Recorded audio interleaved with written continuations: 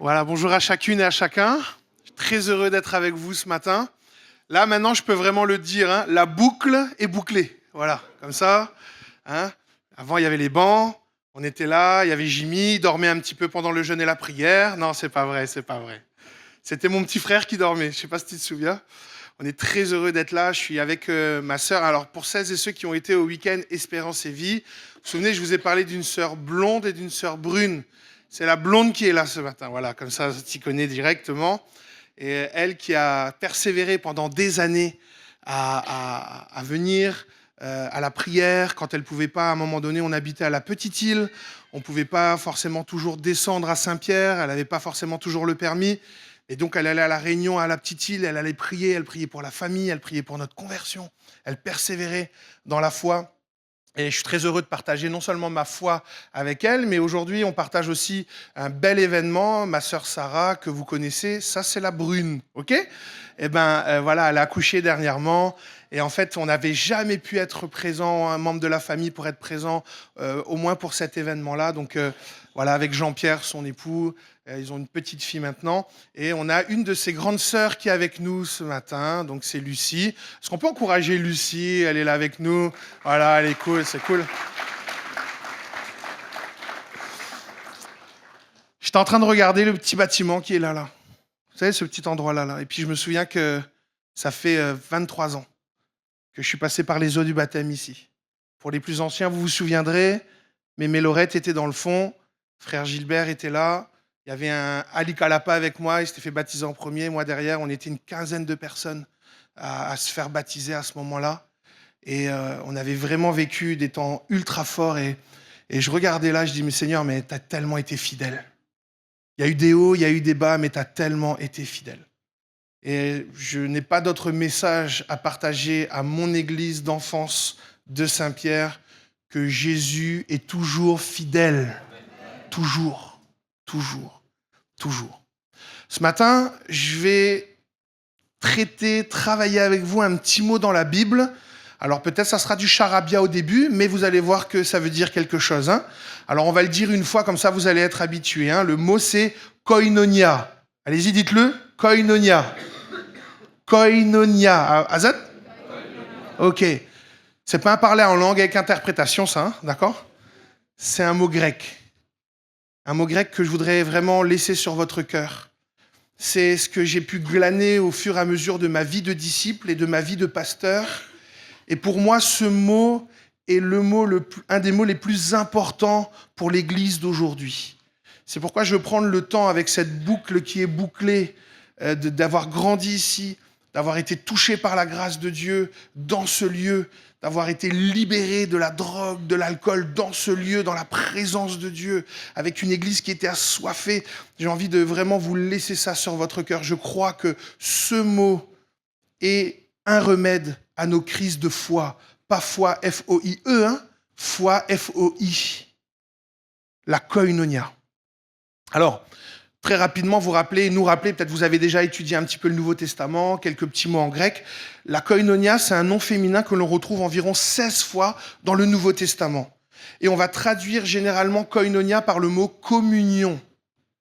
Et un des versets les plus connus dans la Bible qui contient le terme koinonia, c'est dans Actes chapitre 2, verset 42. On va le lire ensemble. Je vous laisse chercher dans vos Bibles. Et puis ça va être projeté aussi. On va le lire ensemble. On va s'attendre pour celles et ceux qui cherchent. C'est vraiment le texte clé de notre méditation, de notre message ce matin. Actes, chapitre 2, verset 42. Voilà ce qu'il était écrit. Ils, avec un S, c'est-à-dire les disciples de Jésus, les chrétiennes et les chrétiens, ils persévéraient dans l'enseignement des apôtres, dans la communion fraternelle, et ça c'est le terme koinonia, dans la fraction du pain, un repas et qui représente effectivement ici la scène, et dans les prières. Ils persévéraient dans l'enseignement des apôtres, dans la communion fraternelle, dans la fraction du pain et dans les prières. Et quand on pense à la notion de communion, on pense à une union, un accord, un échange avec quelqu'un qui nous unit, mais le terme ici grec est beaucoup plus profond, il est beaucoup plus engageant que ça. C'est pas juste une relation parmi d'autres relations. C'est pas vraiment ça. Quand on creuse un petit peu dans le texte original, on voit que littéralement, être en communion, c'est contribuer volontairement. C'est-à-dire qu'à un moment donné, ça me coûte quelque chose d'entrer en relation. Contribuer volontairement, c'est exercer, le mot koinonia, c'est exercer de la libéralité, c'est-à-dire de la générosité. C'est-à-dire qu'à un moment donné, dit autrement, j'apporte une plus-value dans la vie de quelqu'un. Je bénis quelqu'un. Et la notion de libéralité qu'il y a ici, c'est vraiment participer au bien-être corps, âme, esprit de la personne, tout l'être entier de la personne. Donc la communion dont il est question dans la Bible, c'est pas juste une relation, on dit « Salut frère, comment il est ?» Ah ben que Dieu bénisse, hein. Non. La koinonia, la communion fraternelle, c'est contribuer volontairement, avec générosité. Je prends de mon temps, je prends de mes forces, je prends de ce qui m'appartient et je vais apporter une plus-value dans la vie de quelqu'un. Ça, c'est la communion fraternelle. Ce qui est intéressant, si tu peux réafficher le texte, s'il te plaît, il y a quelque chose d'important dans la construction de ce texte. C'est que il dit ceci, il persévérait dans quoi ? Dans l'enseignement des apôtres. Et on a tous une même boussole, c'est la Bible. L'enseignement des apôtres, la parole de Dieu. On persévère dans la parole de Dieu, dans l'enseignement de la Bible. Après, il dit, on persévère dans la communion fraternelle, on va en parler. Après, il persévérait dans la fraction du pain, dans une pratique commune qu'on prend tous les disciples de Jésus ensemble, la Sainte Seine. Persévérer dans la prière, tous ensemble. Et il n'y a pas de hiérarchie. Et parfois, nous, on fait une hiérarchie entre ces choses. On va se dire que, pour certains, l'enseignement va être le plus important. Pour d'autres, c'est la Sainte Seine. Ah, s'il me vient au culte ce matin, c'est parce que ça prend ma Sainte Seine. Alors que ce n'est pas ma Sainte Seine quand on lit bien la Bible. C'est notre Sainte Seine. Même si la Bible y invite à nous à examiner à nous-mêmes, quand on lit bien les textes, on rend compte que ce n'est pas juste ma Sainte Seine. C'est le repas avec tous les saints, qui préfigure d'ailleurs le repas que nous prendrons aux noces de l'agneau. Et là, il y a quelque chose d'intéressant. Il n'y a pas de classification. La Sainte Seine n'est pas plus importante que la prière. La prière n'est pas plus importante que la persévérance dans l'enseignement. Ce qui veut dire que la communion fraternelle, les relations entre nous, est autant important que la Sainte Seine. Est-ce que vous me suivez, Église ? Parce qu'il y a un vrai enjeu sur la relation. Tout a toujours rapport avec les relations. Je vais vous poser quelques questions pour méditer un petit peu sur l'enjeu des relations dans la parole de Dieu. Est-ce que ça vous est déjà arrivé d'être déçu ? Oui, tout le monde. Désespéré, oui. Mais désespéré et déçu par rapport à un frère ou une sœur dans la foi. Par rapport à l'Église. L'attitude méchante d'un chrétien, d'un responsable qui défaille. Une session de jeûne et de prière où tu as mis toute ta foi. Tu es venu jeûner, prier plusieurs jours. Tu attendais un résultat et le résultat que tu attendais n'est pas venu. Et tu es rentré chez toi en te disant « Je suis rentré comme je suis venu ». Un projet d'église qui ne correspond pas à tes attentes. Et du coup, il y a une frustration. Du coup, il y a quelque chose là qui est en toi, là, qui te gêne. Une vie d'église qui semble en décalage entre ce que tu lis et ce que l'on vit. Est-ce que tu as déjà été blessé, déçu ? Je ne suis pas fataliste, mais la réalité, c'est qu'en tant que disciples de Jésus, nous sommes des êtres créés à l'image de Dieu pour être en relation. Et quand on est en relation, il y a déception. On ne peut pas ne pas parler d'être déçu quand on est en relation les uns avec les autres. Et ce n'est pas un problème qui est insurmontable pour Dieu. Dieu, en créant l'Église, en bâtissant l'Église, il était conscient que son Église ne pourrait perdurer dans le temps que si les gens qui composent son Église sont en relation les uns avec les autres. Sinon, il appelle ça une institution, une association, où chacun il vient pioche un peu pour lui-même. Mais Jésus, il ne dit pas ça. Dans Matthieu, le chapitre 16, le verset 18, Jésus dit ceci. « Moi, Jésus, je te dis que tu es Pierre, et sur ce rocher, je construirai mon église. Et là, le terme ici, c'est mon ecclésia. Et cette ecclésia qu'on va développer dans un instant, cette église, les portes du séjour des morts, c'est pas n'importe quoi là. Les portes du séjour, les ténèbres, l'obscurité, ce que les ténèbres ont de plus puissant, ne pourront pas l'emporter sur l'Église. Ne pourront pas l'emporter sur l'Église. Mais encore faut-il qu'on soit l'Église, qu'on soit l'Ecclésia. Je le dis souvent. Tu es le temple du Saint-Esprit. Mais tu n'es pas l'Église. Comment ça? Je ne suis pas l'Église. Nous sommes l'Église. Vous voyez la différence? Je suis le temple du Saint-Esprit. Mais je ne suis pas à moi tout seul l'Église. Nous sommes l'Église. Et l'Ecclésia de Jésus, c'est pas juste moi, temple du Saint-Esprit, l'onction sur ma vie. C'est nous. Je bâtirai mon ecclésia. Le terme ecclésia, il est employé 49 fois dans tout le Nouveau Testament. Et il est employé 37 fois pour faire référence à une assemblée, à une communauté de personnes qui ont répondu à l'appel de Dieu à vivre hors. C'est ça, ecclésia, être appelé hors.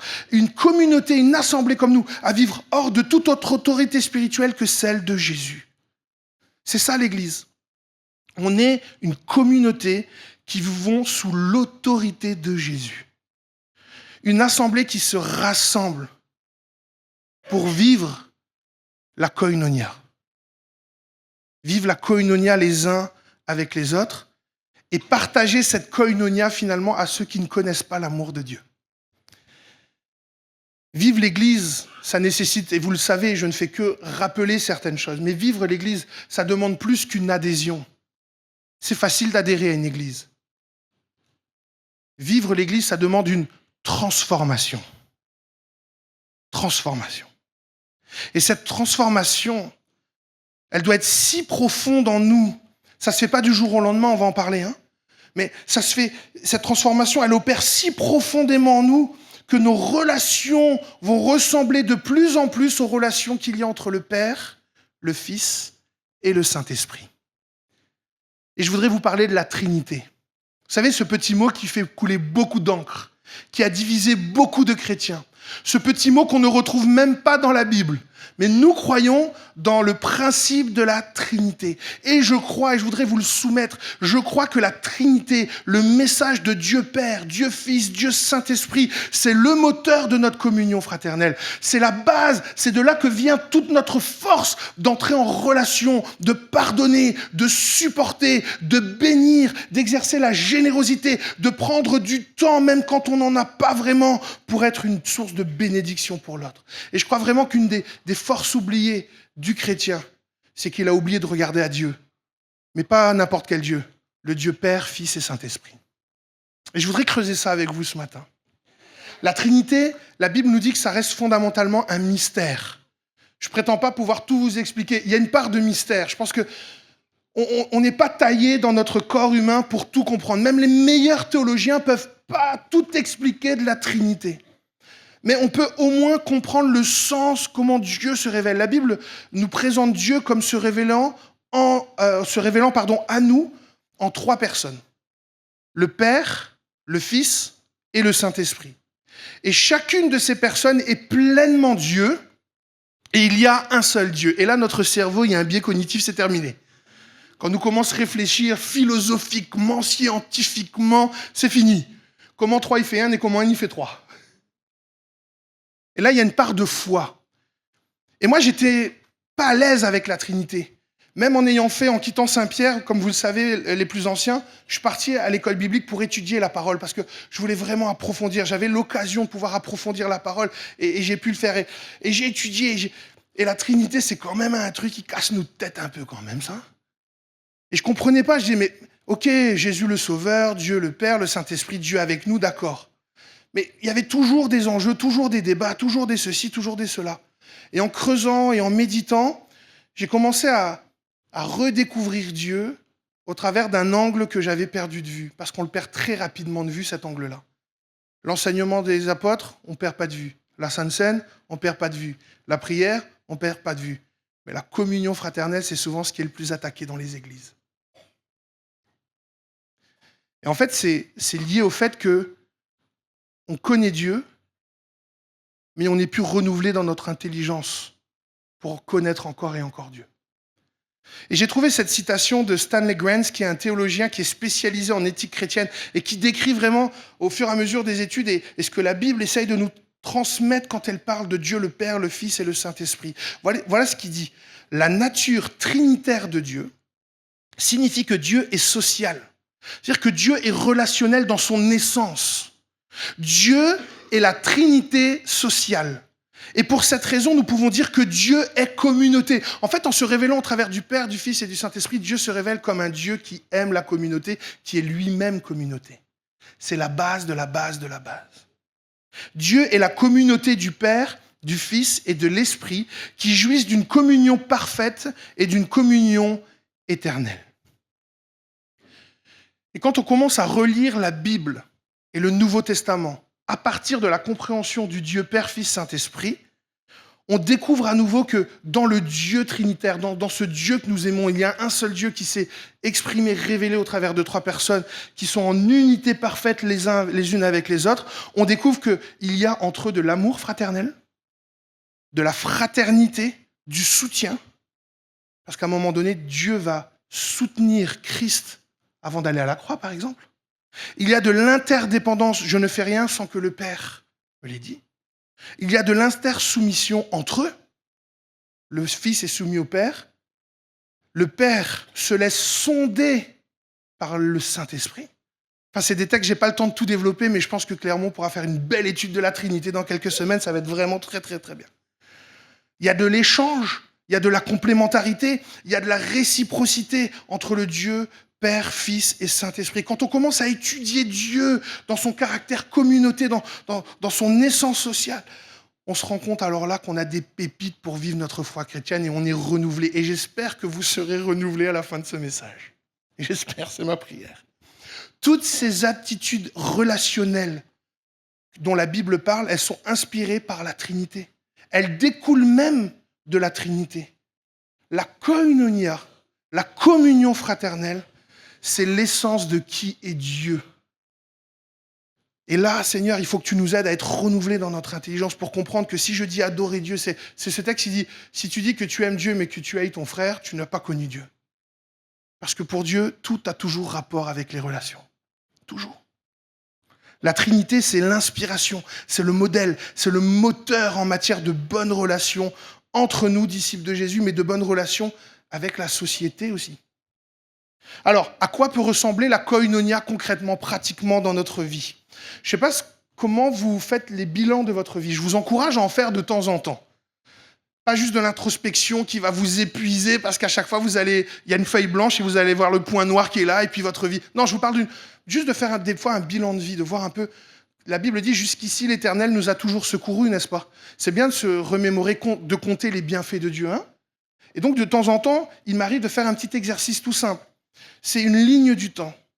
En fait, je fais le point, je fais un bilan, je prends une feuille et je prends le temps de regarder ma vie et d'épingler les moments qui ont marqué mon existence en tant qu'être humain sur cette terre et en tant que disciple de Jésus. Et j'essaye de pointer tous les moments qui ont vraiment influencé ma vie, touché ma vie. Des choses positives, des choses négatives aussi. Et ce que j'essaye de faire, c'est que je vais mettre de côté les choses dont je ne peux pas maîtriser. Un cyclone tropical, je peux pas maîtriser. C'est arrivé. Mais des choses en lien avec ma vie, mes choix, etc., etc. Et en prenant un peu de recul, je me suis rendu compte que c'est souvent, et c'est quasiment tout le temps, les relations qui ont impacté positivement ou négativement ma vie. Je vais vous donner quelques exemples et quelques témoignages. Mes parents ont divorcé quand j'avais 7 ans. Et on a grandi avec maman ici à l'île de la Réunion. Ce qui veut dire que j'ai jamais vraiment grandi avec mon papa. Je savais qu'il était là, je savais qu'il y avait un homme au bout du téléphone quand il appelait, mais je n'ai pas eu de présence paternelle. Et j'insiste, je n'ai pas eu de repère masculin, je n'ai pas eu une personne qui était là, mon papa, je savais, mais présent là. Et à un moment donné, j'ai eu une conversation des années plus tard avec mon père, quand je lui ai annoncé que j'allais me fiancer. Et on était dans sa petite voiture, et là, Dieu m'a permis de vivre une restauration personnelle avec mon papa. il m'a parlé en me faisant part de son expérience, en m'encourageant à placer les choses devant Dieu. J'avais jamais eu une conversation, une relation aussi forte avec mon père. Et j'avais besoin, à un moment donné, dans ce projet de vie de mariage, j'avais besoin de mon papa. Et ce que j'ai beaucoup apprécié avec lui, c'est, lui, il avait vécu son divorce comme un échec. Et on ne ressort pas indemne d'un divorce. Mais Dieu avait réussi à travailler sa vie et à faire en sorte qu'il puisse être un père au moment où j'en avais besoin. Ça, c'est la koinonia. Ça, c'est la koinonia.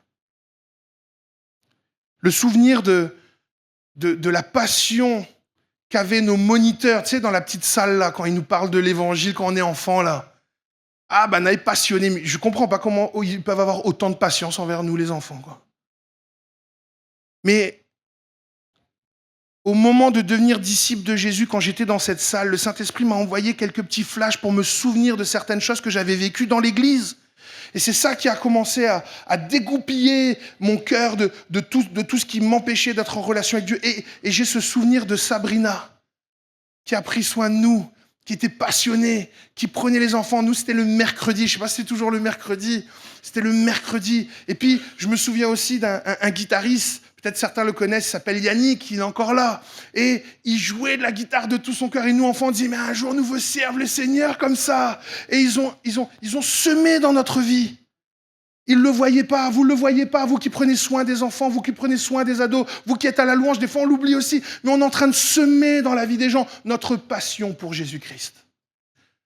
Et ça m'a marqué, ça c'est la koinonia, c'est ça la koinonia, c'est prendre du temps pour s'investir dans les autres. Pas juste pour faire parce qu'il faut faire, pas juste parce qu'il faut servir Dieu, pas juste parce que sauver pour servir, non. Sauver pour aimer. Sauver pour koinonier. Parce que c'est par les relations que Jésus sauve encore aujourd'hui. Je me souviens d'un baptême à Strasbourg. La personne est paraplégique. Et toute une complication, imagine un paraplégique pour emmener dans le baptistère. Là.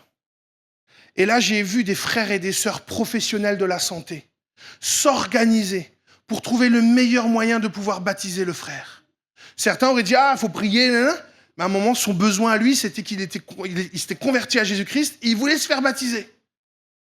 Eh bien, j'ai vu des frères et des sœurs dont c'est le métier se mobiliser avec les dons, les talents que Dieu leur a donnés professionnellement et on a pu baptiser ce frère. Et ça a été un témoignage. Ce frère qui témoigne à ses kinés, ce frère. Et ça, c'est la koinonia. C'est aussi pratique que ça. Je me souviens dans le groupe de jeunes à Strasbourg, ma femme était la responsable de ce groupe de jeunes. Et on avait des personnes à besoins spécifiques, avec des troubles autistiques, des jeunes qui venaient. Et c'est pas simple d'avoir une réunion quand nous on quadrille bien les choses. Et qu'on a des gens qui, quand ils sont en groupe, c'est difficile de rejoindre ces personnes-là avec différents types de troubles. Et j'ai découvert un groupe de jeunes. Moi, je découvrais le groupe de jeunes. Et j'ai découvert la patience des jeunes chrétiens. Oui, ils auraient voulu parfois faire certaines choses, mais parce qu'il y avait aussi ces jeunes, ils ont cherché à les considérer. Ils étaient peut-être différents, mais ils faisaient partie de l'ecclésia. Ils faisaient partie de la communauté. Alors, ils ont exercé de la koinonia. Ils ont exercé de la communion fraternelle. Eh bien, un des gars qui s'appelle Dadou, il est toujours en train de servir le Seigneur à la batterie. Il sert le Seigneur dans la louange. Et l'année dernière, on a eu la joie d'ouvrir un nouveau ministère, un nouveau service auprès des parents qui, eux, vivent au quotidien. Vous le savez, on a eu un petit frère qui était handicapé. Et si on ne l'a pas vivre avec un handicapé, il est très très dur pour comprendre quoi nous vivons. Et c'est pareil pour certains parents qui vont venir ici et qui sont touchés parce que leurs enfants vivent des troubles autistiques ou autres. Il y en a plein d'autres, je ne suis pas professionnel. Mais j'ai vu des frères et des sœurs de l'Église se lever, prier, travailler en bonne intelligence avec l'équipe pastorale. Et je suis tellement heureux qu'on ait un ministère maintenant qui permet d'accompagner les parents. Certains parents ne venaient plus au rassemblement parce que quand tu viens au rassemblement et que ton enfant il n'arrive pas à vivre ce qu'on vit là, tu dis, mais il préfère pas venir, mais il ça regarde en ligne. Il ne veut pas déranger. Et là, on a pu créer un espace avec des frères et des sœurs dont c'est le métier et qui mettent leurs dons, leurs talents, leur métier au service du roi des rois. Et des mamans, des papas reviennent. Et des personnes nouvelles, parce que les parents, ils témoignent à d'autres. Et tu as d'autres parents qui viennent écouter l'évangile et ils savent que leurs enfants sont bien pris en charge. Ce ministère, il s'appelle Métanoïa. Poser un autre regard, un changement de mentalité sur nos enfants. Que Dieu vous inspire et vous renouvelle, Église de Saint-Pierre, pour continuer à être une église koinonia qui va pourvoir aux besoins, qui va apporter une solution aux besoins. J'en ai parlé pendant le WIV, quand Patrice dans le bureau en haut, je ne sais pas s'il y a toujours le bureau pastoral en haut, Patrice la convoque à moi. Quand Patrice il convoque, il est bizarre, parce que d'habitude il convoque pas ou trop, Patrice lui isola. Mais là, j'étais allé trop loin. J'étais devenu un chrétien trop dur. Et dans le bureau, juste là, en 3 questions, parce que Patrice, il voulait vivre une koinonia. Ça fait mal. Mais il m'a sauvé. Parce que j'aurais été un chrétien qui aurait passé ma vie à juger les autres chrétiens. C'est ça mon avenir. Vous savez, la Bible dit, le véritable ami aime en tout temps. Et dans l'épreuve, il se montre un frère. Et des fois, on est là en mode, c'est pas grave, faut aimer, faut... Oui, mais dans le même livre, là, la Bible dit ceci, les blessures d'un ami prouvent sa fidélité. Et la koinonia, c'est pas juste dire oui, amen. La koinonia, c'est pouvoir dire avec amour, avec douceur, mais avec percussion, des vraies conversations pour essayer de gagner le frère ou gagner la sœur. Et ça, là, on a besoin de Dieu. Parce que si on ne fait pas bien les choses, on va tuer. On va blesser. Ou alors on va le laisser aller. Et dans les 2 cas, c'est pas bon. Quand je regarde à ma vie et comment les gens ont impacté ma vie, je ne peux que en arriver à la conclusion de dire la communion fraternelle. Seigneur, on a besoin d'une transformation spirituelle. Par nous-mêmes, on n'y arrivera pas. Et l'Église a besoin de vivre des renouvellements spirituels. C'est normal qu'une Église, à un moment donné, puisse être dans une saison un peu de fatigue. L'Église de Saint-Pierre, comme mon Église de Strasbourg, on a vécu des hauts et des bas, des moments forts, des moments plus difficiles. Et on a besoin à un certain moment d'être en Église et de se remettre là devant Dieu ensemble, dire « Seigneur, renouvelle-nous. Seigneur, si on n'a pas tout bien fait, Seigneur, pardonne-nous. Mais Seigneur, donne-nous d'être une Église à ton image. Le Père aime le Fils aime le Père, le Saint-Esprit sonde les cœurs et a soutenu le Fils. Seigneur, aide-nous à être une Église qui a l'image du Dieu de la Trinité. » Et ça s'apprend. Et heureusement, on a la Bible. Et la Bible, c'est aussi quelque chose de très pratique. Alors, je vais faire un exercice avec vous. Ça va piquer un petit peu. Mais restez jusqu'à la fin, je vous garantis que Dieu est toujours grâce après ce que je vais lire, d'accord ? Vraiment. Je ne dis pas que tout doit passer par la communion fraternelle. Je dis juste que 70% du Nouveau Testament parle de la communion fraternelle. Après, vous faites vos choix, vous. Si vous avez décidé de mettre les textes qu'on va lire là de côté. Ça, c'est... Mais moi, j'essaye de dire, Seigneur, il y a un vrai défi, j'ai besoin de ta grâce, j'ai besoin d'être renouvelé, j'ai besoin de... Aide l'Église à vivre cette dimension de koinonia. Au minimum 27 fois dans le Nouveau Testament, nous sommes appelés à vivre la koinonia avec les uns et les autres. Et certains pasteurs faisaient des blagues des fois en disant « Le problème, c'est pas les uns, le problème, c'est les autres. » Non, le problème, parfois, c'est les uns et les autres aussi. Je vais vous lire la liste de tous les versets où il est question de la koinonia et des uns et des autres. Je les ai classés par catégorie pour qu'on puisse bien comprendre, parce qu'ils ne parlent pas tous de la même manière, mais il y a plusieurs versets parfois qui nous aident à comprendre certaines manières. C'est bon, vous êtes les attachés, bienvenue à Air Austral, la parole de Dieu ce matin.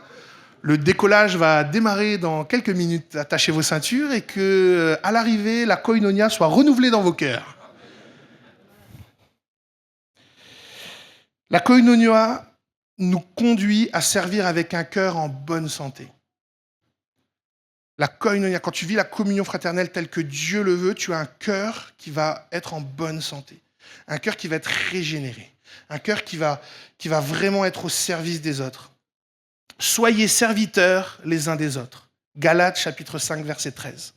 Portez les fardeaux les uns des autres. Galates chapitre 6, verset 2. Exercez l'hospitalité les uns envers les autres. 1 Pierre chapitre 4, verset 9. Soyez bons les uns envers les autres. Éphésiens chapitre 4, verset 32. Priez les uns pour les autres. Il n'a pas dit fait l'analyse de sa vie. Il a dit priez. Parce que nous ne prions plus, nous fait l'analyse de la vie des gens. Moi le premier. Priez les uns pour les autres. Jacques chapitre 5, verset 16. Une autre catégorie. Là, le cœur, là, d'être bon, d'être serviteur, de faire du bien. Une autre catégorie, c'est que la communion fraternelle nous pousse à bâtir des relations intime, profonde.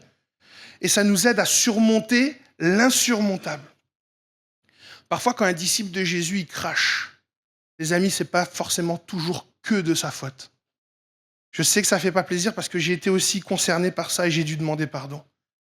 Parfois, il y a des disciples de Jésus qui crachent, mais parce qu'on n'a pas été à la hauteur, nous, l'Église. Et quand vous lisez le Nouveau Testament et les lettres de l'apôtre Paul, il renvoie à la responsabilité de l'Église quand il y a des situations. Ce n'est pas que les anciens qui doivent gérer à un moment donné. Il faut que nous, Église, nous, les disciples de Jésus, on grandisse en maturité. Et moi, je crois que la koinonia, la communion fraternelle, te fait grandir en maturité pour savoir gérer des situations et être une force de soutien pour les frères et les sœurs qui ont à gérer des choses. Aimez-vous les uns les autres. Jean chapitre 13, Jean chapitre 15. Accueillez-vous les uns les autres. Il y a peut-être des gens qu'on a perdu de vue depuis quelques années. Et à un moment donné, quand ils arrivent ici, le temps n'est pas à refaire les films. Le temps est à accueillir. Quand j'étais sur la fin de mon stage à Strasbourg et que je devais aller à Auxerre, j'ai eu un dernier entretien. Et je ne savais pas à quoi m'attendre. C'était un couple qui venait. Je dis bon. Et là, pendant 1 heure, Nala donne à moi pour aller. L'église pas ceci, l'église pas cela, n'a point l'amour, nanana, zot, le monde est rentré dans l'église, zot les trop laxis avec les couples, zot les trop laxis. Et ils m'ont enchaîné littéralement église pendant 1 heure. J'ai rien dit parce que bon, on a un peu d'expérience, on va pas répondre dans le feu de l'action, on laisse l'orage passer. Et là, il donne à moi même. Et à la fin, ce que j'ai appris avec Michel Schneider, c'est peu importe la tenue du rendez-vous, tu bénis les gens à la fin. Moi, déjà, la première fois que c'est arrivé avec Michel Schneider qui était là et qu'on s'est fait défoncer, Michel, il fait on va prier le Seigneur maintenant pour toi. Que Dieu te bénisse et que tu puisses continuer ta route. On a débriefé, je dis Michel, que Dieu les bénisse alors qu'ils viennent de nous pendant 1 heure. Ah. Et Michel m'a dit, tu sais, il faut que dans ces moments-là, que tu gardes ton cœur parce que le match, il n'est pas fini. Ça, c'était que la première mi-temps. Et donc, c'est à mon tour maintenant, tout seul en responsabilité. Et là, le couple m'enchaîne, ouais, quand quelqu'un tombe dans le péché, voilà, vous êtes là, truc, alors qu'il faut être plus dur, les jeunes, il faut être plus dur. Enfin bref, on enchaînait. Je vais, pendant 7 années, être pasteur à Auxerre. Je reviens à Strasbourg, et là, un de mes collègues a un entretien pastoral. Et je vois un gars qui passe. Et là, ça m'a fait un flash. Mais c'est le gars qui m'a défoncé pendant 1 heure.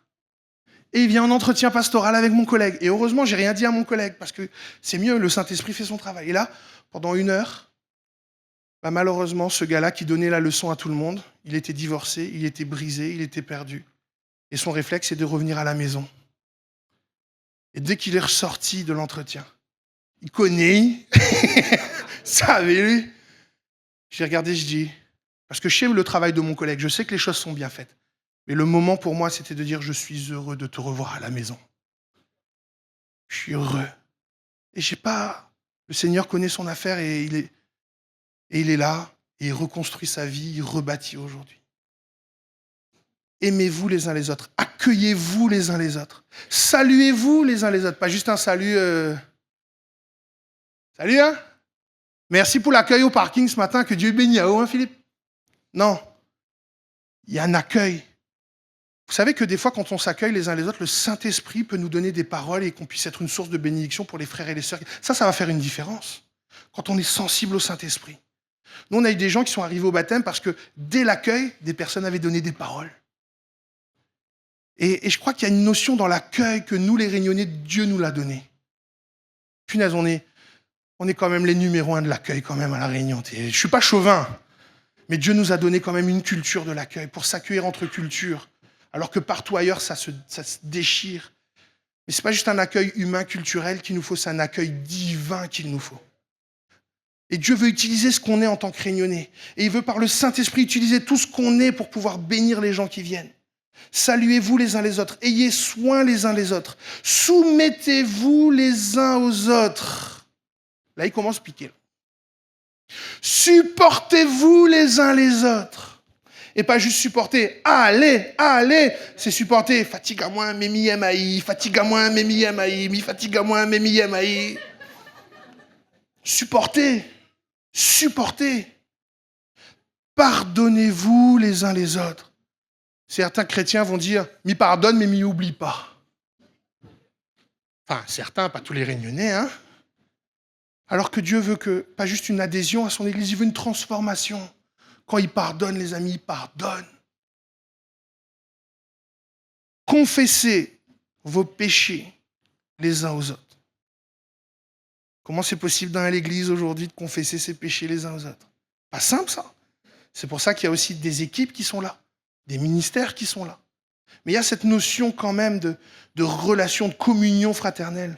Attendez-vous les uns les autres. Ça, c'était pour la Sainte Seine, dans le contexte. Parce que lors de la Sainte Seine, tu avais des gens, des chrétiens qui venaient, ils mangeaient, ils prenaient leur vin, truc, et ben ça va. Mais le cœur t'est pas changé. La critique t'est toujours là. Et dans un instant, on va prendre la Sainte Seine.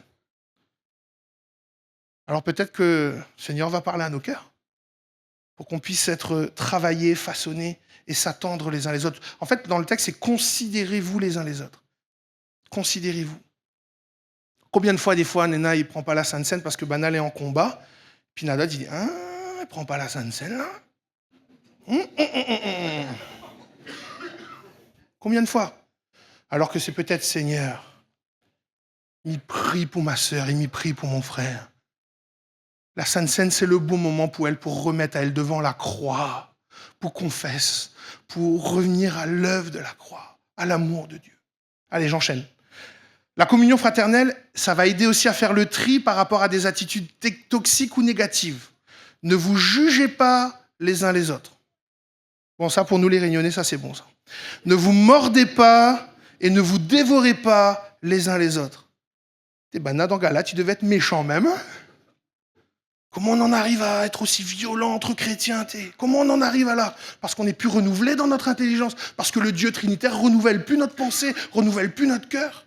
Ne vous provoquez pas et ne vous enviez pas les uns les autres. Combien de fois une église est en souffrance parce qu'il y a la concurrence, parce que Dieu appelle, des fois on étouffe, parce que, et d'autres ils autoproclament azote.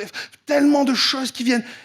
Ne vous provoquez pas et ne vous enviez pas les uns les autres. Ne mentez pas les uns aux autres. Ne parlez pas mal les uns des autres. Ne vous plaignez pas les uns des autres. Ça, c'est la koinonia. Voilà le programme. Et enfin, la communion fraternelle nous fait grandir, nous fait mûrir ensemble. J'ai besoin de toi pour grandir dans la foi.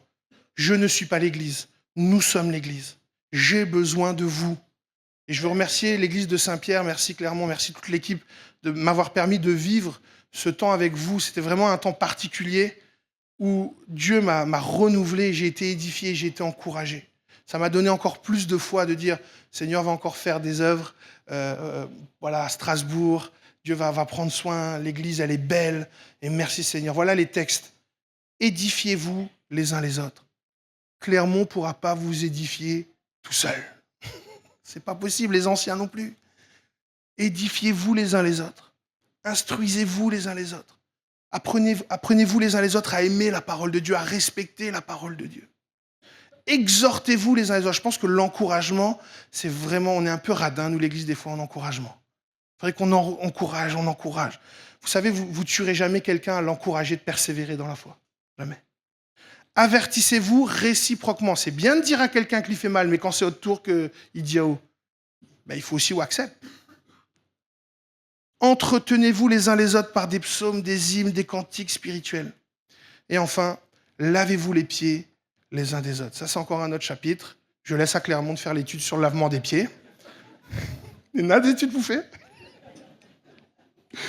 Est-ce qu'on peut se lever dans la présence de Dieu ce matin, Église? Je vais inviter l'équipe à venir.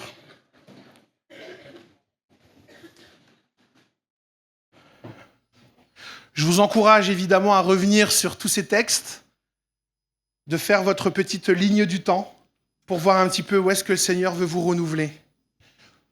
Maintenant que j'ai un peu de vie chrétienne et que j'ai un peu de pastorat au compteur, c'est bon, maintenant je suis plus naïf.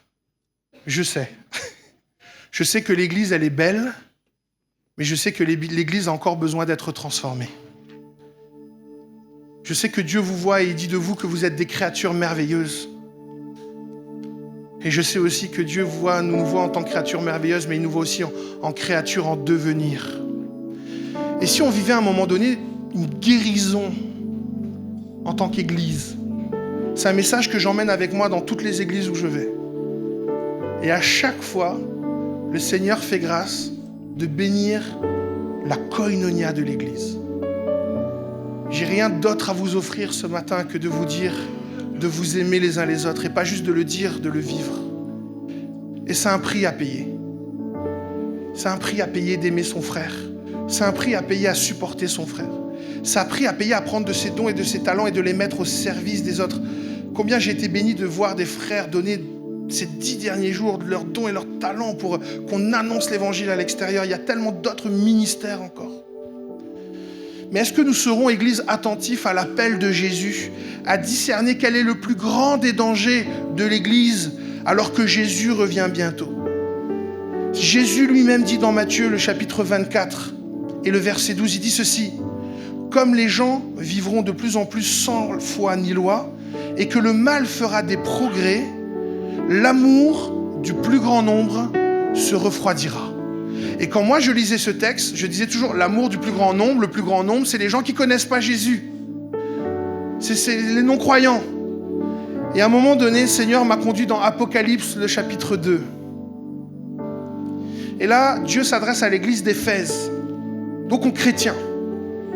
Et il dit ceci: tu as prouvé que tu savais supporter bien des souffrances. Église de Saint-Pierre, tu as prouvé que tu peux supporter plusieurs souffrances. Parce que l'église de Saint-Pierre, je suis bien placé pour savoir, on est passé par des hauts et par des bas. Mais jusqu'ici, l'Éternel nous a toujours secourus.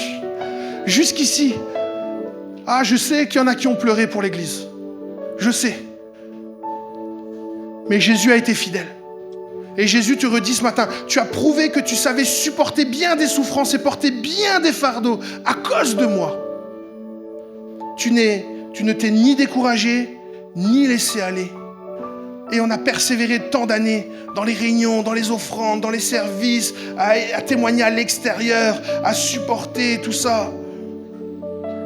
Mais regardez le verset 4. J'ai cependant un grief contre toi. Tu as abandonné ton premier amour. Tu ne m'aimes plus comme au début. Quand nous arrive la mission, quand nous arrive au Seigneur, nous y aime tout le monde, le petit, le grand, le blanc, on était heureux. Souvenez-vous votre premier amour, Église. On voyait moins les problèmes, mais on voyait surtout les solutions. Mais avec le temps, on voit plus les problèmes et moins les solutions.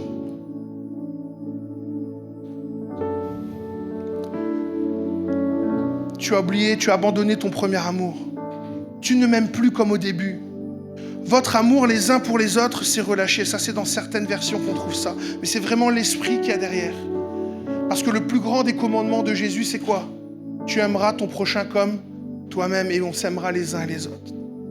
Dans quelques minutes, on va rentrer chez nous. On va chanter, on va prendre la Sainte Seine. Mais qu'est-ce qui va rester? Et vraiment, je vous partage ça parce que j'essaye de vivre ça à Strasbourg. Vraiment, je ne le dis pas juste, je dis, je m'en vais. C'est un fardeau dans mon cœur, Église. Je ne sais pas pourquoi, mais Dieu ne me lâche plus depuis tant d'années avec ce message-là. Et je finis alors avec ces paroles de Jésus qui nous interpellent par rapport à cet enseignement alors qu'on rentrera chez nous et que la vie va reprendre son cours.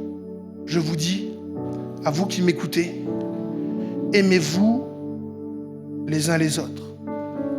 Aimez vos ennemis. Faites du bien à ceux qui vous détestent. Je vous donne un commandement nouveau. Aimez-vous les uns les autres comme je vous ai aimé. Comme le modèle du Dieu trinitaire aussi. Aimez-vous les uns les autres. J'aimerais prier pour vous, Église, mais avant de prier pour vous, j'aimerais qu'on puisse être en recueillement, les yeux fermés si c'est possible, juste de respecter cet instant où je vais interpeller l'Église. Et donc, si je veux interpeller l'Église, je veux interpeller les disciples de Jésus qui composent l'Église. Je ne connais pas le parcours de cette Église depuis tant d'années, je regardais de loin, mais je sais une chose. Dieu veut renouveler le cœur de son Église. Dieu veut encourager son Église. Dieu veut guérir son Église. Dieu sait que son Église, il se la prépare pour qu'elle soit sans tache, ni ride, ni rien de semblable. Et on a besoin d'une génération de disciples de Jésus, des enfants jusqu'au papier mamie, qui se dit « Jésus, renouvelle mon intelligence. Renouvelle-moi. » Alors plein de fois on demande « Renouvelle-moi, remplis-moi du Saint-Esprit. Donne-moi l'onction, donne-moi des dons, donne-moi... » Ce soir, j'aimerais t'inviter à faire cette prière. Peut-être que ça fait un petit bout de temps que tu n'as pas fait. Saint-Esprit, renouvelle-moi dans ma communion fraternelle, afin que je puisse être en connexion dans tous les uns les autres là. Donne à l'église de Saint-Pierre d'être connue dans le monde spirituel, mais aussi dans cette ville de Saint-Pierre, comme une église qui a un tel amour que les gens disent « Jésus est là ». Jésus, il ne peut pas être ailleurs. Ils connaissent Jésus à cause de l'amour qu'ils ont les uns pour les autres. Si tu es ce disciple qui va être renouvelé ce matin, je t'invite à lever les mains vers le ciel et de dire « Jésus, renouvelle-moi. Renouvelle-moi. Renouvelle-moi dans la communion fraternelle. » Et commence à lever ta voix en disant « Renouvelle-moi dans la communion fraternelle, Seigneur. Renouvelle-moi dans mon amour pour les frères et les sœurs. » Certains vont, dans les quelques jours qui viennent, demander pardon parce que le Saint-Esprit va vous aider. Seigneur, tu vois toutes ces mains qui se lèvent maintenant et qui ont soif de voir que tu es le Dieu de la communion fraternelle. Tu es le Dieu qui guérit par les relations. Tu es le Dieu qui te révèle par les relations. Tu es le Dieu qui parle par les relations. Tu es le Dieu qui opère miracles et prodiges par les relations. Seigneur, nous avons besoin de toi. Je te prie vraiment de bénir l'église de Saint-Pierre et toutes les personnes qui ont ressenti, qui savent qu'ils ont besoin, Seigneur, d'être renouvelés dans leur engagement à la communion fraternelle. Je te prie, Seigneur, de multiplier encore dans cette église le cœur de serviteur. Je te prie de multiplier un amour pour le prochain. Je te prie pour que des voisins, jusque les collègues de travail, la famille, qu'ils puissent voir qu'il y a comme un éveil spirituel et un renouvellement dans la communion fraternelle. Je te prie pour que le pardon opéré à la croix soit manifesté, Seigneur. Je te prie pour que des relations brisées soient restaurées dans le nom de Jésus. Je te prie pour que des foyers brisés soient restaurés dans le nom de Jésus. Je te prie pour que la confiance entre les frères soit une confiance qui soit fondée sur le Dieu Père, Fils, Saint-Esprit. Je te demande vraiment, Seigneur, de bénir tous les responsables. Je te prie aussi que là, il y ait une unité, Seigneur Jésus, qu'il y ait un renouvellement dans la communion fraternelle, Seigneur. Je te prie vraiment que tout soit léger et que les chaînes qui veulent nous enfermer pour nous éloigner les uns les autres, qu'elles soient brisées maintenant dans le nom de Jésus. Seigneur, je te prie de nous secourir. Nous ne voulons pas faire partie de ceux dont tu dis que l'amour du plus grand nombre se refroidit. Réchauffe notre amour, Seigneur Jésus. Renouvelle notre amour, Seigneur Jésus. Aide-nous à ne pas oublier, Seigneur, que tu es ce Dieu qui renouvelle l'Église en chemin. Et que par ta grâce, ce matin, ce soit une des petites pierres de l'autel qui t'est offert. À toi, le seul vrai Dieu. Amen. Amen.